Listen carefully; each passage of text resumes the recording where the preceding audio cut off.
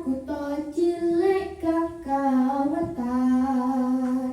Edi peni gunung kelut sing ngayomi. Blitar jaman Jepang nate gempar. Peta berontak sing dipimpin Supriyadi. Assalamualaikum warahmatullahi wabarakatuh. Hai sahabat prestasi dimanapun berada. Yuk kenalan, nama saya Andera Rizkuladira, kelas 5 UPT SD Negeri Tangkel 1, Kecamatan Bini, Kabupaten Blitar, Provinsi Jawa Timur. Hobi saya membaca. Dengan membaca, saya memiliki banyak pengalaman dan wawasan. Di samping itu, bisa meningkatkan mengerjakan soal ujian dan bisa lancar bercerita seperti sekarang. Apakah sahabat prestasi di seluruh Nusantara juga gemar membaca seperti saya? Hah? Tidak suka membaca? Hanya bermain handphone saja?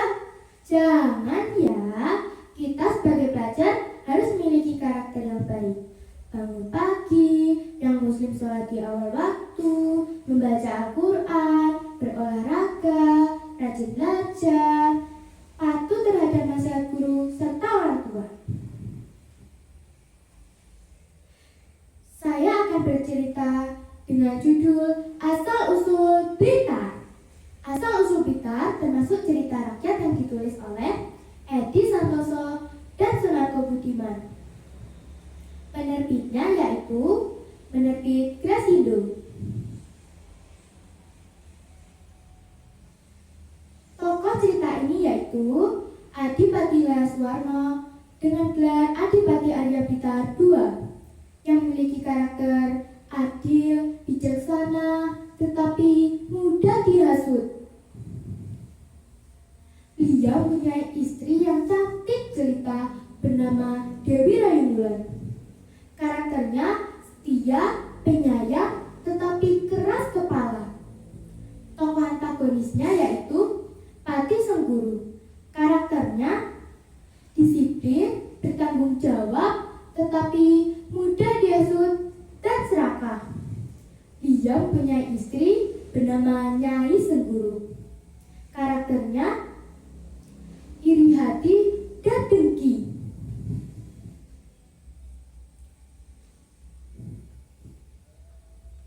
Pagi yang cerah, embun bersembunyi di seladahan, terbias kilau mentari. Burung-burung berkicau, berterbangan dari dahan ke dahan. Bunga-bunga bermekaran, menebarkan aroma yang harum. Oh, sungguh indah ciptaan Tuhan.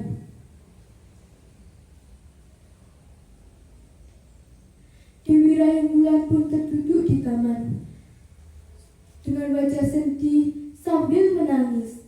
Sesekali ia menyeka air matanya. Dua orang emban melihat dari jarak yang agak jauh, takut ketahuan Tuan Putrinya. Ayo kita hibur Tuan Putri. Bagaimana caranya? Tanya dia yang satu. Nyanyi yuk, jawab dia yang dua. Nyanyi apa? Tanya dia yang satu. Bagaimana jika lihat kebunku? Baiklah, jawab dia yang satu sambil menunjukkan kedua jempolnya. Lihat kebunku penuh dengan bunga, ada yang putih dan ada yang merah. Setiap hari ku siram semua, mawar melati semuanya indah. Ia pun tidak sanggup menahan tawanya. Dengan sedikit marah, ia berbicara.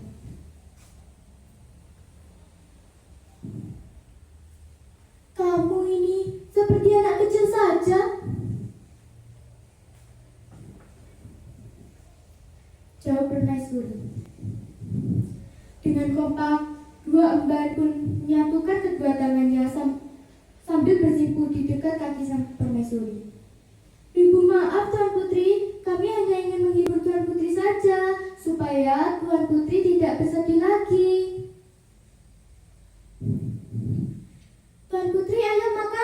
Sudah saya siapkan nasi pecel kesukaan Tuan Putri. Sayurnya bayam, bunga turi, dan kecambah. Lauknya ayam goreng, tempe goreng, dan rempeyek kacang. Tetapi sang putri pun tidak bergeming dari tempat duduknya. Air matanya mulai menetes lagi. Sang emban pun khawatir jika sang permaisuri akan jatuh sakit akibat tidak mau makan. Ada apa, Gusti Putri? Ceritakan kepada kami. Jika tidak mau, ceritakan kepada Kanjeng Adipati agar masalahnya dapat selesai. Tiba-tiba terdengar langkah Bupati Nilaswarna. Dengan hati-hati, kedua dayang pun mundur dengan jongkok.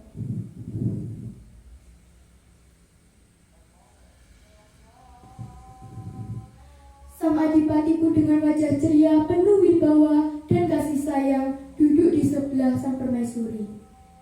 Sang Adipati pun membuka percakapan.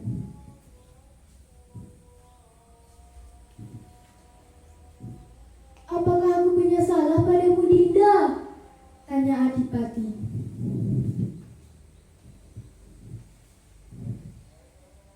Sambil menggeleng pun ia melihat wajah suaminya itu. Tidak, Kanda. Kanda tidak bersalah. Hanya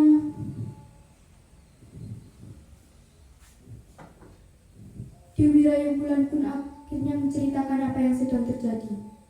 Ia bercerita bahwa dia sedang mengandung putra mahkota dan ia ingin makan ikan badar bersisi emas yang dimimpikannya semalam.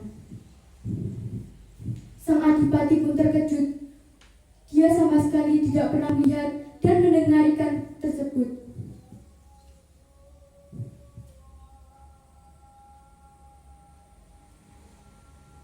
Sang Adipati pun akhirnya menenangkan perasaan sang permaisurinya.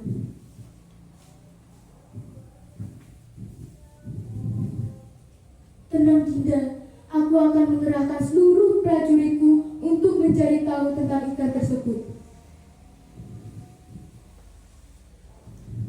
Adipati Nilaswarna pun memanggil Pati Sengguru. Pati Sengguru menghadap, berjalan membungkuk, dan duduk di hadapan sang Adipati. Sang Adipati pun bercerita mengapa yang terjadi. Pati Sengguru pun menyanggupinya dengan rasa ragu.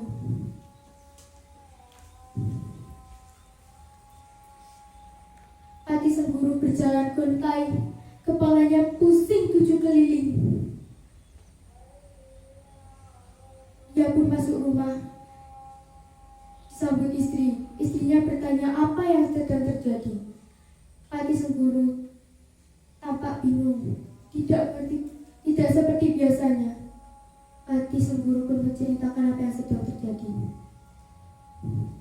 Nyai Sengguru berkecak pinggang, lalu berkata dengan nada keras dan penuh amarah. Ada-ada saja permintaan wanita sial itu. Hidang kok yang enggak-enggak. Ia berjalan mondar-mandir di seluruh ruangan. Akhirnya pun ia menyiapkan bokor emas yang berisi air terkembang setaman.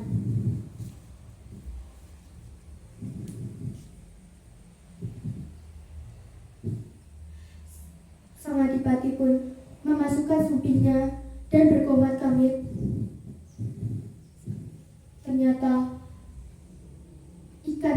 Ternyata sumpingnya berhasil berubah menjadi ikan badar bersisi emas.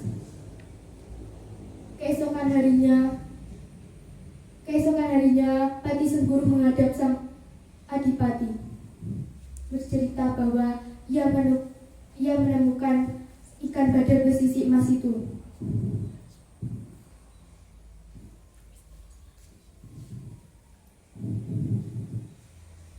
Akhirnya, dengan sangat senang Adipati pun menyetujuinya. Ia pun berjalan ke sana dan membentangkan jaringnya. Tetapi karena ikan itu sangat lincah, ia pun tidak dapat mendapatkan ikan tersebut. Karena ia sangat lemah, akhirnya ia pun pingsan. Akhirnya dia pun dipukul dan dilempari dengan batu oleh prajurit pengkhianat. Sang adipati pun meninggal. Kini jenazahnya dimakamkan di Desa Sukorejo, Kota Blitar. Nama Blitar diambil dari gelar Adipati Lelaswarno, yaitu Aryo Blitar. Amanat cerita ini yaitu jangan mudah percaya terhadap orang lain dan jangan iri hati serta dengki. Wassalamualaikum warahmatullahi wabarakatuh.